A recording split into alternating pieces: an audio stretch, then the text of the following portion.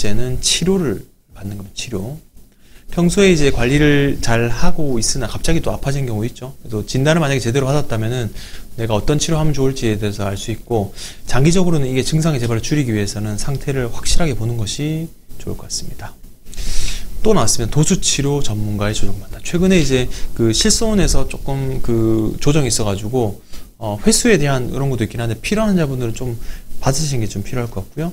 보통 저는 뭐 1주, 2주 단위로 이렇게 받으시는데, 매달 정기적으로는 전문 도수치료사를 치료받으면 척추나 통증을 완화할 수 있다. 그래서 척추를 바르게 하는 데 도움이 될 수 있고, 이 잘 맞지 않은 관절과 움직임이 막혀버린 관절을 풀어주기 위해서 손이나 척추를 만져서 조정하는 도수치료를 이제 권유하고 있습니다.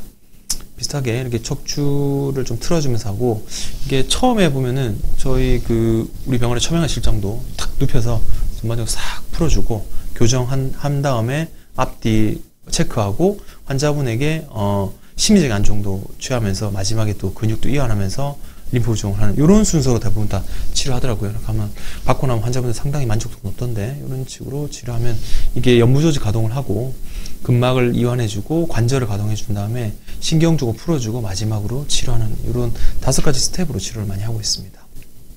뭐 연무조직 이완 기법 이런 게 피부 풀어주고 신경도 풀어주면서 그 도수치료 효과를 높이고 있는데요. 이런 식으로 그 전문 도수치료사를 통해서 치료받는다면요, 척추 틀어진 거라든지 통증에 대해서 효과적으로 볼 수 있을 것 같습니다. 어느 정도 내가 효과를 봤다 그러면 이제 다음은 이제 마사지도 이제 권유하고 있는데요.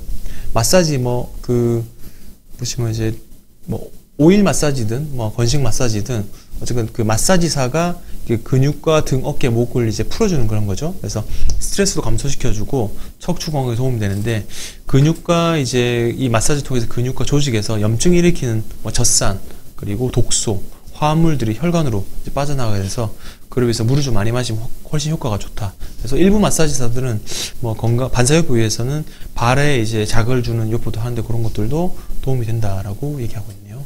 그래서 마사지 테라피스트가 이렇게 등과 허리, 목 이런 식으로 그 혈행 순환이 많이 되도록 이렇게 만져주고, 다리 같은 경우도 비복근과 뒤꿈치 이런 것들도 확실하게 마사지 해주면은 효과를 볼 수 있을 것 같습니다.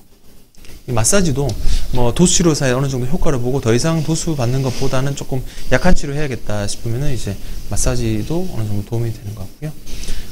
그 중간 단계는 이제 물리치료죠. 물리치료사가 도수치료사와 물리치료사가 이제 구분되는 거 아니고, 물리치료사가 도수치료까지 같이 병행하는 건데, 이 물리치료사는 그 도수치료 외에 환자분에게 치료적인 목적으로 다른 스트레칭과 강운동 플러스 근육의 어떤 치료를 할 수 있는데, 의사가 물론 처방을 하죠. 치료용 초음파와 EMS 같은 자극요법을 이제 하고, 신근, 굴근, 그리고 골반 근육을 강화할 수 있습니다. 그래서 웨이트 트레이닝도 하게 되면은 참 도움이 되는데, 너무 이제 스쿼트를 무리하게 많이 하다 보면 이제 뼈가 내려앉는 경우도 있고 디스크 터지는 경우도 있죠. 그래서 반드시 본인의 상태를 그 트레이너하고 상의해가지고 진행하는 게 좋을 것 같고, 보시면 저는 소금에 넣어서 목욕을 잘 하지 않는데, 앱손염인가 그걸 넣어서 목욕하면은 이 마그네슘 근육의 긴장을 많이 풀어준다고 합니다. 참고해 보시면 좋을 것 같습니다. 이 물리치료사가 이런 초음파 그리고 열 자극 이런 걸 통해서 근육의 긴장을 풀어주고, 웨이트 트레이닝 할 때 이분은 운동을 오래 하신 것 같은데, 이런 식으로 할 때는 본인의 건강 상태를 체크해보고 하시는 게 좋을 것 같고, 앱손 솔트라고 앱손염을 사용하면은 이 척추 근육에 많이 도움이 된다는 거 참고해 보시면 좋으실 것 같습니다. 약 처방입니다. 골다공증이 있거나 척추 골밀도가 낮아지면 허리가 아프죠. 통증도 있고, 이 뼈를 튼튼하게 해주는 게 골다공증 약입니다. 그래서 보니바, 보사맥스, 리클라스 이런 거 상품명인데, 어쨌건 골다공증에 비스포스포네이트나 썸제제 그리고 부가선성 호르몬이나 이베니티 같은 주사가 있거든요. 그런 주사가 도움이 될 것 같고, 최근에 비스포스포네이트는 이제 임플란트 하는 환자분들 늘어나면서 이런 뼈에 대한 관절 근육 통증 및 이 악관절 괴사에 대한 이벤트가 좀 있어서, 최근에는 이제 테리파라타이드로 많이 정형한 그런 수술을 받고 있죠. 아직은 그래도 이제 이 비스포스네이트가 많이 처방되고 있긴 합니다. 이 골다공증 약 오래 쓰시면요, 고관절 끝에 이렇게 크랙이 스트레스성 골절이 생길 수 있고, 수술을 해야 되죠. 그리고 악관절 괴사가 발생할 수 있습니다. 한 5년 정도 드시면 약간 1년 정도는 쉬약하시는 게 좋을 것 같습니다. 보사맥스도 악톤에도 마찬가지고 효과나 좋으나 이게 적정하게 약을 휴약기를 좀 주시는 것이 도움이 될 것 같습니다.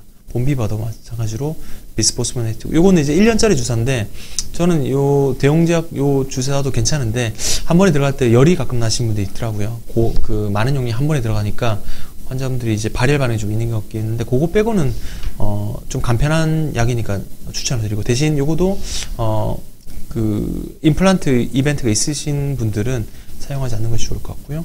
프롤리아 악관절 괴사 그 빈도는 좀 낮긴 하지만 요거도 흡수에 대한 이벤트에 있어서 그거는 참고해서 주치랑 쓰시는 게 좋을 것 같고 포스테오 그리고 테로사 이런 거는 골 형성 제제니까 악관절이랑 고관절 문제에서는 문제가 없으실 것 같고 치과 선생님들은 그 임플란트 이후에 포스테오 주사를 많이 쓰시거든요. 뼈가 잘 생착되기 위해서 나쁘지 않은 주사인 것 같습니다. 이비니티 이거는 골 흡수 억제를 같이 하기 때문에 이건 악관절의 그 괴사 그리고 스트레스 골절에 피할 수 없긴 한데 빈도가 아주 낮거든요. 그래서 저는 뭐 크게 치료받지 않은 환자분들은 뼈가 이제 고위험성 골절이 있는 환자분들에게 쓰고 있습니다. 이렇게 조합을 쓰시면 될 것 같습니다. 수술.